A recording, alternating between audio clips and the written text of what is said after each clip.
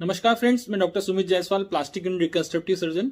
आज हम आपसे बात करेंगे पेनाइल इम्प्लांट प्रोसीजर की। ये सर्जरी हम लोग काफ़ी कॉमनली कर रहे हैं और ये उन लोगों में की जाती है जिनमें इरेक्टाइल डिस्फंक्शन है, मतलब पेनिस का इरेक्शन इम्प्रॉपर होता है, कंप्लीट नहीं होता है।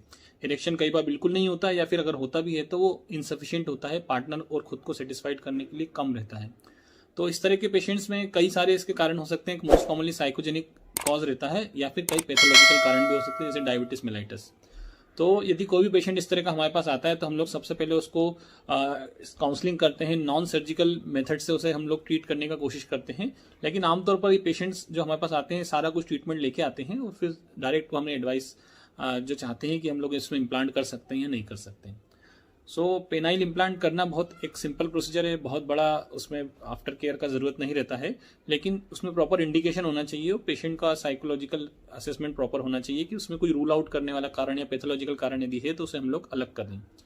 जो इम्प्लांट करने का प्रोसीजर रहता है रफली 45 मिनट्स का रहता है और इसमें हम लोग या तो सेम डे या नेक्स्ट डे मोस्टली पेशेंट को डिस्चार्ज कर देते हैं। अब क्वेश्चन रहता है कि इम्प्लांट कौन सा यूज़ करना है, तो इसमें काफ़ी कन्फ्यूजन रहता है। लॉट ऑफ वेराइटीज़, अलग अलग वीडियोस रहते हैं, अलग अलग लिटरेचर रहता है जो बताता है अलग अलग तरह के इम्प्लांट्स। लेकिन बॉटम लाइन ये रहता है कि जो इंडिया में 80 to 90% सर्जन करते हैं या जो डॉक्टर पेशेंट्स करवाते हैं वो इंडियन शाह पेनाइल इम्प्लांट होता है। जो सिंपल मेलाइबल इम्प्लांट, इंडियन मेलाइल इम्प्लांट है, ये हालांकि इंडियन है लेकिन इसका ये मतलब नहीं है कि कोई ओवरसीज इम्प्लांट की तुलना में ये कमज़ोर है। ये सिंगल पीस है, लो कॉस्ट है, इसका बिल्कुल भी मतलब नहीं है कि इसकी इफेक्टिवनेस कम रहेगी। उल्टा यदि कोई टेक्निकली कॉम्प्लिकेटेड सिस्टम यदि हम बॉडी में डालेंगे, स्पेशली 3 पीस इम्प्लांट डालते हैं, तो उसमें कॉम्प्लिकेशन रेट ज़्यादा रहता है, उसकी सीवियरिटी और प्रोसीजर अधिक बढ़ जाती है, कॉस्ट के साथ साथ दूसरी चीज़ें भी परेशानी रहती है। सो जो प्रॉब्लम है सिंपल, तो उसका असर भी जो इलाज है वो भी सिंपल होना चाहिए। जो बेसिकली इसमें ये दिक्कत होती है कि जो ब्लड फ्लो आना चाहिए केवरनोसा में वो नहीं आ पा रहा है। तो जो नॉर्मली टाइटनेस ब्लड की वजह से होती है उसे हम लोग इसमें इम्प्लांट के द्वारा करते हैं। इसमें अलग अलग साइजेस रहते हैं, पेशेंट की साइज, पेनिस के साइज़ के हिसाब से और उसकी विड्थ के हिसाब से हम लोग, पेनिस के विड्थ के हिसाब से हम लोग इम्प्लांट का चयन करते हैं।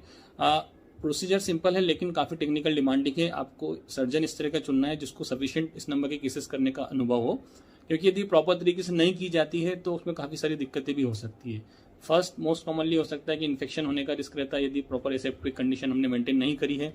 यदि इम्प्लांट का साइज प्रॉपर नहीं है, यदि सपोज छोटा है इम्प्लांट करा है, तो वो पेनिट्रेशन करने में काफ़ी दिक्कत देता है, कंप्लीट पेनिट्रेशन पॉसिबल नहीं हो पाता है। यदि इम्प्लांट हमने लंबा यूज़ कर लिया है, ज़्यादा खींच दिया, तो पेनिस लगातार पेन हो सकता है। इसके अलावा हेमेटोमा या दूसरी कॉम्प्लिकेशन होने का रिस्क भी रहता है, जिसमें प्रॉपर सर्जिकल टीम होना ज़रूरी है प्रोसीजर करने के लिए।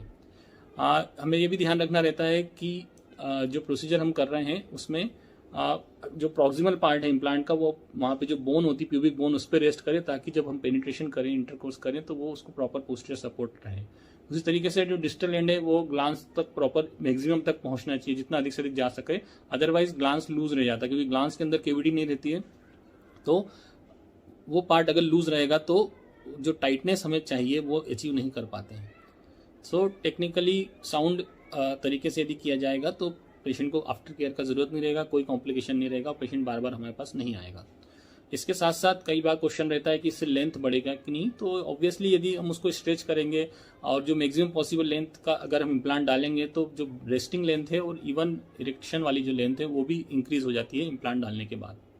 कई लोगों का क्वेश्चन रहता है गर्थ बढ़ाने के लिए, तो गर्थ बढ़ाने के लिए इसमें जो हम लोग इम्प्लांट यूज़ करते हैं उसमें डबल लेयर रहता है, मतलब 2 लेयर्स ऑफ सिलिकॉन रहती है आउटर साइड में। तो यदि पेशेंट का कैवर्नोसा का वॉल्यूम ज़्यादा है, उसका डायमीटर ज़्यादा है, तो हम लोग अधिक से अधिक वॉल्यूम का यूज़ करने का कोशिश करते हैं। तो यदि कोई चीज़ वॉल्यूम यदि उसमें हम ऐड करेंगे तो ऑब्वियसली थिकनेस बढ़ना भी एक्सपेक्टेड है। इसके अलावा और कोई मेजर इसमें साइड इफेक्ट या रिस्क नहीं रहता है। मोस्टली लंबे समय तक रहने के लिए बॉडी में बने गए हैं, आमतौर पर 15-20 साल तक रहते हैं, लेकिन प्रैक्टिकली उससे अधिक समय भी रह सकते हैं। उसको ऐसा नहीं है कि बदलने का ज़रूरत होता बिना किसी कारण के। हम लोगों का कॉस्ट कम है, कई लोगों का